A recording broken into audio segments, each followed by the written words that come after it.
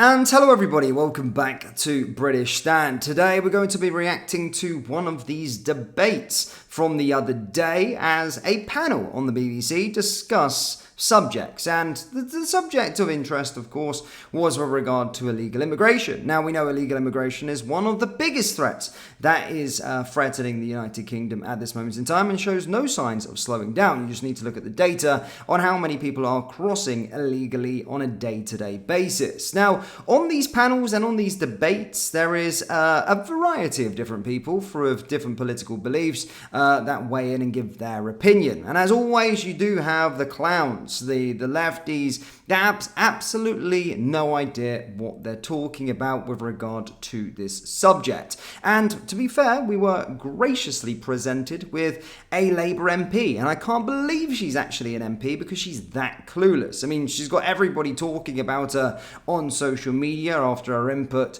in this debate, and quite frankly, she is absolutely clueless. And like all lefties, you have a conversation with them, you can see in this debate, she gets agitated, she gets frustrated, and she contradicts herself massively. And again, this is just yet another showing of who we got representing our country on problems and sorting out problems. They're trusted to sort out problems such as illegal immigration, which they just cannot do, especially with her viewpoints. As always, guys, hit the like button, hit the subscribe button, and let's get into this and react to it. If we want to tackle small boat crossings, etc., we need to be offering that safe and legal route and then massively speed up the processing within the Home Office. The backlogs are still too long, taking far too long. That is costing money that we can ill afford to absorb. The only way to tackle it, whether you are sympathetic or anti the plight of asylum seekers and refugees, if you're serious about getting the numbers down, you need the safe and legal routes. We don't yet have them. Harriet?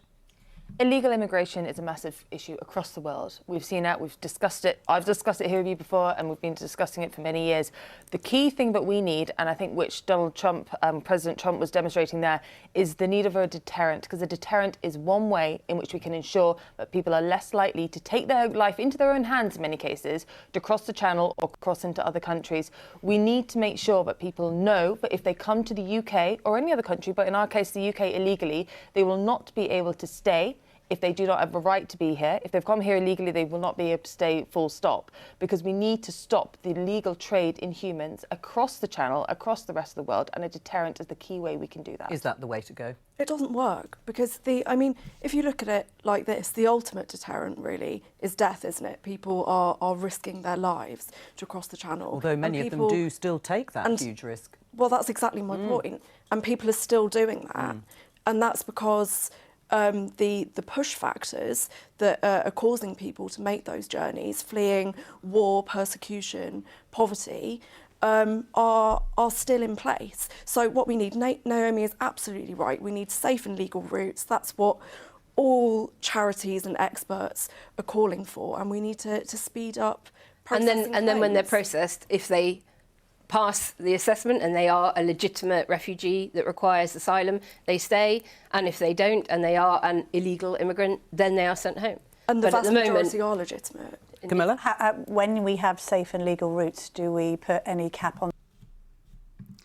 The vast majority of them are legitimate. So what do you want the UK to be? A dumping ground for all the third world torn countries? You know, that's not going to happen. With the UK, can't do it full as a country. We're not a refugee camp, and a lot of these people are coming from France, which is already a safe country, and it isn't a war-torn country. The mainland Europe, people are coming through mainland Europe and getting to the United Kingdom. So to say that these countries aren't sufficient enough, that debate just blows up entirely. They're coming through the whole way through Europe and then attempting to cross the channel.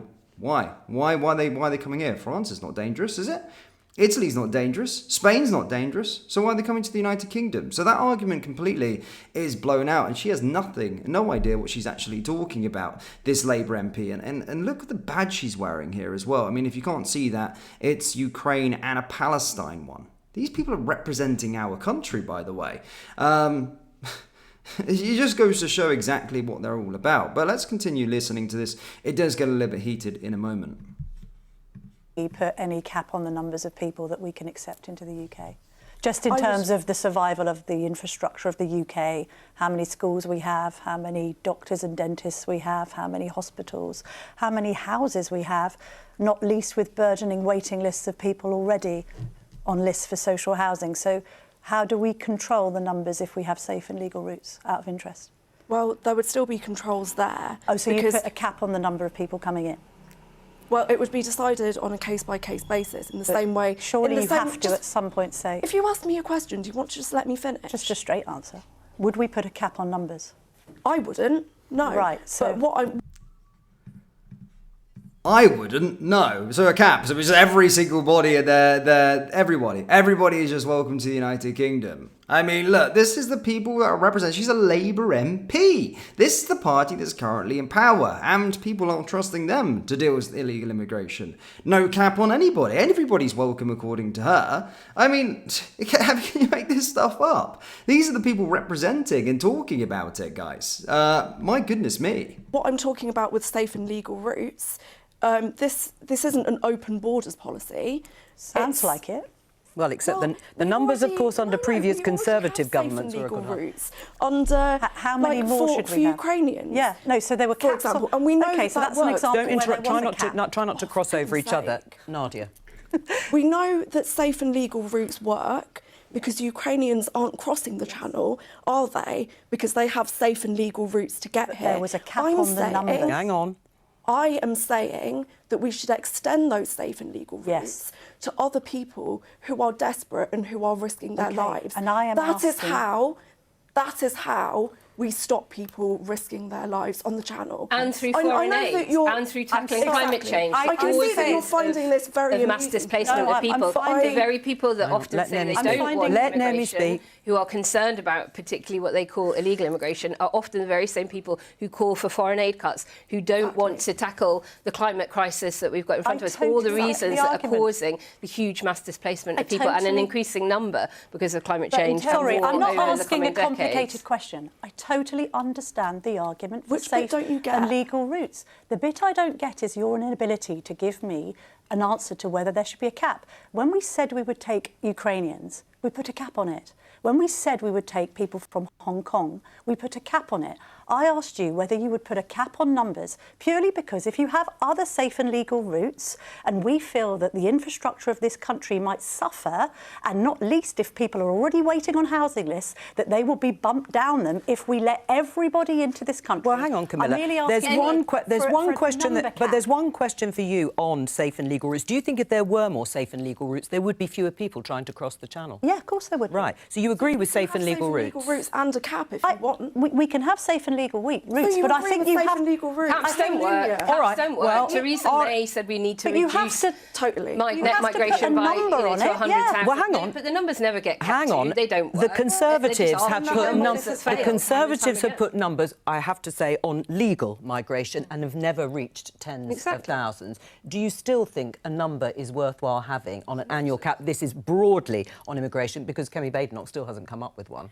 We recognise that the tens of thousands was not reached. But if you don't have a cap, if you don't have a number to work to, how do you hold yourself to account? How can you, for example, come and question me about us not reaching our target? But you breached it for 14 years. But there is an accountability there, and it's something to work to. If you shoot into the dark, i.e. just be like, we will take anyone who comes via whatever route, then how can you control that? How can you manage? How can we say that, for example, infrastructure is going to keep up? You spoke about the foreign aid budget, but so much of that budget is spent on asylum hotels. So this whole thing is such a mess of every straw being pulled has an impact elsewhere. But none of these things are adding up easily. We need to have a robust deterrent in order to stop people coming But the deterrent that was tried by previous Conservative governments never came into operation. No, and that was the Rwanda scheme, and it seemed impossible for the governments to actually enact it in the first place. There is an ongoing discussion within the Conservative Party about whether Britain should ignore the judges. We heard there Donald Trump obviously ignoring court orders when it comes to deporting Venezuelans.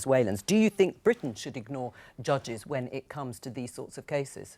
The most important thing is that we in Britain can control our borders, control our sovereignty, and have control over who is coming to the country and who is important. Because some of the names of people you've always we had see, control. Some of the names of people we see coming across the channel are people we do not want here and must be able to deport in order to keep our country safe, our borders safe. And if that means also, you do not agree? Well, finish your point, and then I come to Nadia. Yeah. I think it's really important that we can control who's coming here. And if that means that we need to look away from what international courts are telling us versus what we're actually able to control here, then that is something that we need to consider. All right, because that is what Chris President of the United States is a convicted felon, so let's not be surprised Having if said he that, flouts the one a court order. The one president who deported more illegal immigrants than any over the course of the President last Obama. 15 years is President Obama. Yeah, well, far more than Trump's first term in office, 2.9 million versus 2.2. But where would you put a cap, Camilla? Which countries would you put a cap on in terms of safe and legal routes? There wasn't a cap. There wasn't a cap for Ukrainians. No, there wasn't a cap for Ukrainians, but there was for the Hong Kongers. There might have been longer. There wasn't a cap for the number of Ukrainians. I think people, generally the British people, are extremely welcoming to people who are fleeing persecution. But I think equally the British public are extremely concerned that unfortunately we do not have the housing and the infrastructure to cope with safe and legal folk. Well, successive governments, Nadia, including your own, unfortunately. We're in for... Yeah, well, look, listen, I mean, my goodness me. That late, but to be fair, both of them. I don't know who the other person was there for a moment. Let's just get it up quickly. But one of those was, I mean, she's clueless as well, that one there. Obviously Nadia. But this one here, Best for Britain, Naomi Smith. So she seems to be a patriot or something, or so to be. I mean, Best for Britain, she ain't got an idea what the Best for Britain is. But my stance is on her. She's absolutely clueless. And again, Labour MP, by the way, Nadia Whittam, MP, Labour, and she's come on here and made an absolute fool of herself and her party. I mean, she's going viral on X at this moment in time, the way that she's speaking, the way she's talking about illegal immigration. But do you understand the problem that we've currently got in this country right now, when you have people that are in power that share her views? That's the sort of party, you've seen Labour MPs come out and toe the party line on TV, and they're scared to actually have opinions of themselves, and to be fair, that's probably her opinion anyway. But they obviously all the time always talking about keeping unanimous with the decision. That's from the top. That is from the top what Nadia is talking about. She's talking absolute nonsense. She ain't got a clue. I mean, there was a lot of points brought up there with regard to illegal immigration and routes and all of these kind of things. But the certain thing comes back to is that, yeah, there are legal routes that are open. People bringing up Ukrainians. Well, they took the legal route. That's why. I mean, I don't get it. You're talking about these third world countries and undocumented migrants just coming across the channel. I mean, as I said at the start of the video, they're coming through France.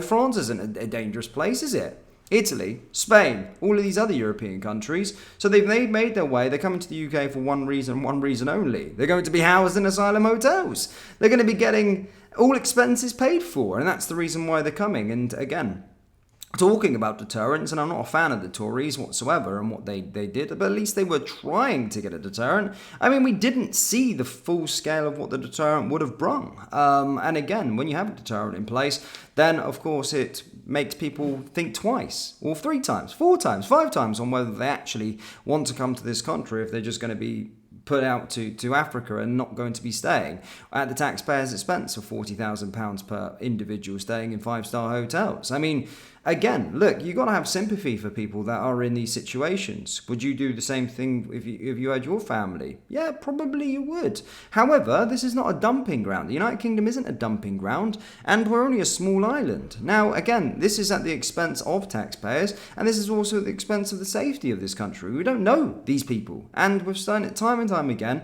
that there's incidents happening. You just have to look in Germany, what's happened over there over the last couple of months. So again, Ireland, there's loads of countries that are currently dealing with it. So to say that, oh yeah, you don't have to have a cap and all of these kind of things is just absolutely nonsensical. And quite frankly, her, who's on the screen right now, ain't got a clue. And that's your problem there with the Labour government, because that's what they feel. That's how they feel, and that's how the way they deal with illegal immigration. So when Keir Starmer pipes up and talks about what he's doing and what he's going to do, it's nonsense. He doesn't want to. There is no deterrent. Smashing the gangs was the only deterrent.